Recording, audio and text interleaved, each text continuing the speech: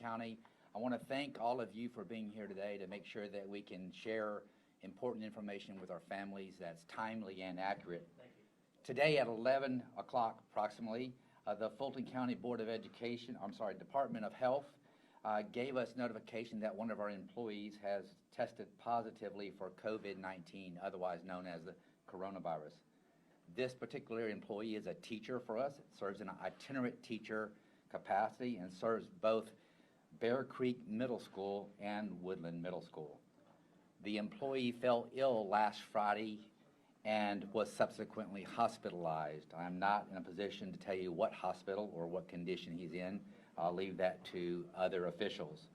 I can say with certainty that in this process, this particular employee had a lot of contact with students that he's or she serves, and also with additional staff members. We will be working with the Department of Health over the course of the next hours and days to help them identify the names and contact information of all those individuals, whether they're students and or employees, that this person has had contact with for the purpose of follow-up. For today's purpose, I made the decision to dismiss school early at 3 of our schools: Bear Creek Middle School, Woodland Middle School, and Creekside High School. Obviously, the 2 first schools was because he worked directly at those schools, and then at Creekside High School, for 3 reasons I made the decision to close that school early. One is because of the proximity of the high school next to the middle school. We share a number of staff members across the 2 facilities. And then finally, quite frankly, we have a number of families that have students in both schools, and we wanted to make sure that we had ample opportunities to notify the families that may be impacted. In addition to today's early dismissal, I have made the proactive decision to close all district schools for tomorrow for the purpose of us taking a pause to assess the potential additional risk that our school community might face, to allow for additional cleaning and disinfecting to take place in all of our additional schools, and then to give our Board of Health additional time to follow up with the families, determine if there are any additional risks or follow-up that needs to happen with them.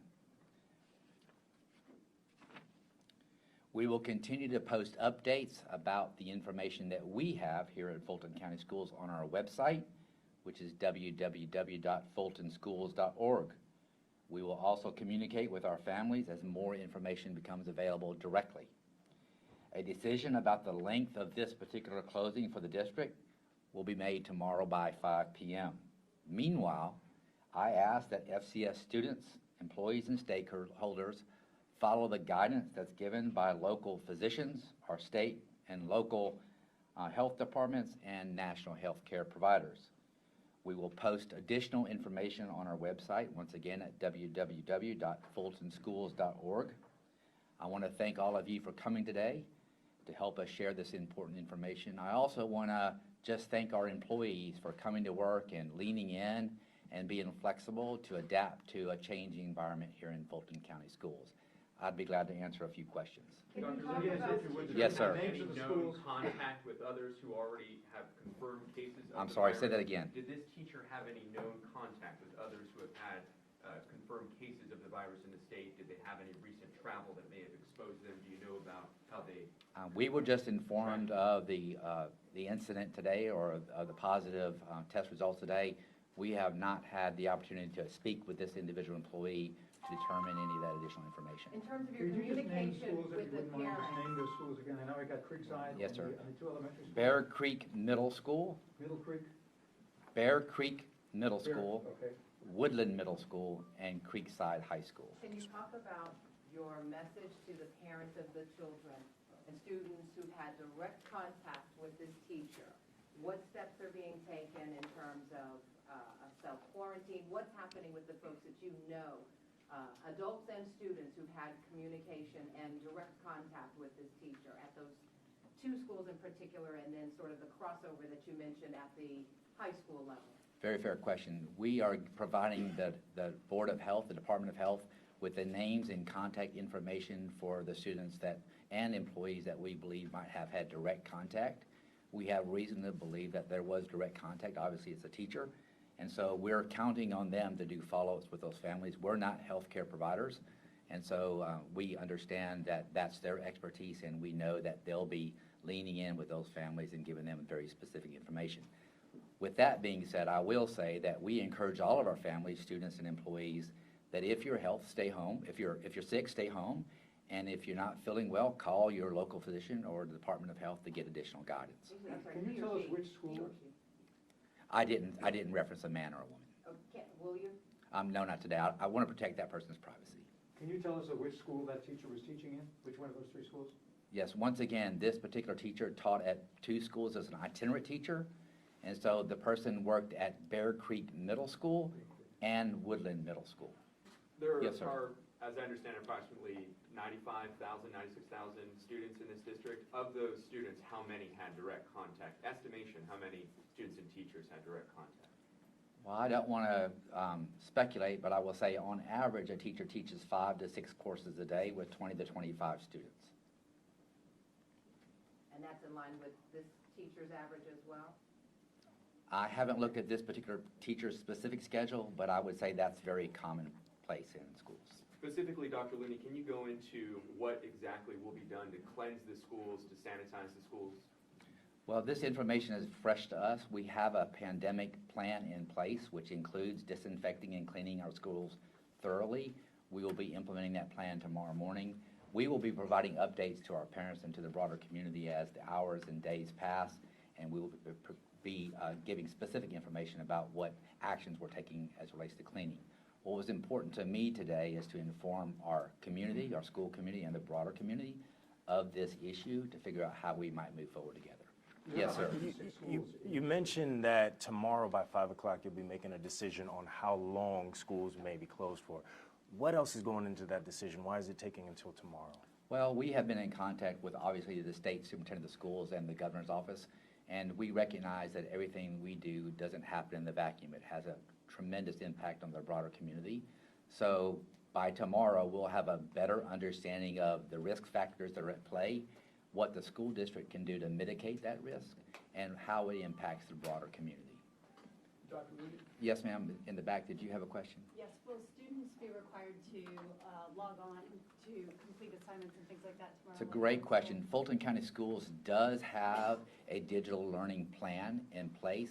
That plan would not go into effect until 3 days of consecutive absences for any condition, whether it's a weather condition or a virus. Yes, sir. 2 questions. One to follow up on her last question. It sounds like you guys have a virtual learning plan. If for some reason a student doesn't have access at home, is the school district already making preparations, maybe a local library somewhere, where a student would be able to complete that work? That's the first question. The second one, how is this going to impact extracurricular activities? So I'll start with the last question first. All extracurricular activities are canceled in all schools until tomorrow at 5 p.m. when we make another announcement. As it relates to the possibility of us implementing our digital learning plan, it includes hard copies for those students that do not have access to digital learning curriculum. Yes, sir. Dr. Looney, there are no doubt people that are watching you right now who think that you're over-exaggerating or perhaps going too far. What's your message to those people who think that this is an overreaction? Well, I would say the health and well-being of our students and faculty members is of paramount importance to our school district and to our board. And until we can understand the breadth of this particular issue, I think caution is better than negligence. What precautions were taken prior to this, given that we've been hearing from public health officials, including those at the CDC, that it's not a matter of if or when this virus will spread? Right. Great question. We have reviewed and updated our pandemic plan. We have communicated with our families, our students, and our employees about the need to follow the CDC's guidance as it relates to hygiene, frequent hand washing, staying home if you have a fever. So we follow the recommendations from all the institutions that give us input. It just so happens that it's landed at our doorstep now, and we're trying to make sure that we are well grounded in making decisions about how we move Dr. forward. Looney, can you talk a little bit more about the decision to go from closing the 3 initially and then the decision to sort of expand that across the district? Was that from conversations with the Department of Public Health, with CDC? How did you decide to go from 3 to all? It's a great question. So the reality of it is a school closing decision rests in the superintendent's office. Ultimately, I'm the one that has to make the decision. I didn't ask for recommendations from anybody else. I used the information that we had available, and I had to make a judgment on the risk associated with continuing to have school. And I would rather close school to make sure that, one, we understand the level of risk that's out there, if there is any additional risk, and two, that we have the opportunity to re-clean schools in preparation for additional concerns. We have been getting contact from families over the course of the last several weeks asking that we close school. At that time, we didn't think it was appropriate. At this time, because we have now a faculty member that has had a lot of contact with students and employees, not to mention community contact with friends and family that extend beyond schools, we felt it was prudent to pause, to get additional information, and to clean. Dr. Lynn? Yes, sir. Has there been any change in the student absence rate? We have been monitoring student absenteeism for the last 2 weeks. We have not seen an uptick in student absenteeism in Fulton County schools. Doctor, is there any indication as to how this teacher might have contracted the disease? Do you have any information on that? Have no information on how this person might have contracted But the you're cleaning virus. all 106 schools. Everything is going to be cleaned, not just these three. Well, we don't have 106 schools, but yes, we're cleaning all campuses. This teacher, you said fell ill, or started to feel ill on Friday. Do you know the timeline of how quickly they reported themselves? Did they self-report? Can you go into details about that? I can tell you that the teacher fell ill at work. 911 was called. This particular teacher was transported from the school campus, and I presume to a local hospital, but I can't confirm that. But was not showing symptoms on Thursday or Wednesday or Monday? I mean, Once again, I can only speak to what I know today. I have no information about how long he was having symptoms other than he fell or she well, fell sick on Friday. These are important details, and you guys called the press conference. You guys called us here. You would think that these details that are very important to teachers and other students and parents who are watching you right now, you would think that you would have those details before coming in front of a bunch of Well, I can tell you reporters. this, I think it's important to share the details that I have. If I don't have details, I'm not going to share them. I'm sharing that we have an employee that we have confirmed through the Department of Public Health that this person has tested positive for this virus, and I think that's very important But you information don't know to how share. many students, you don't know how many teachers, you don't know how long they were sick for, you don't know a lot.